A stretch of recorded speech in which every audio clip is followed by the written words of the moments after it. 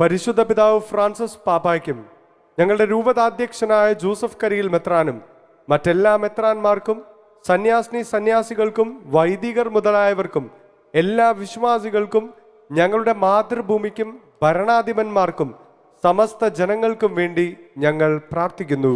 ദൈവമേ, അങ്ങേ തിരുക്കുമാരൻ പിതാവും ഞങ്ങളുടെ മധ്യസ്ഥനുമായ വിശുദ്ധ പിതാവ് വഴി ഞങ്ങളുടെ പ്രാർത്ഥന കേൾക്കണമേ.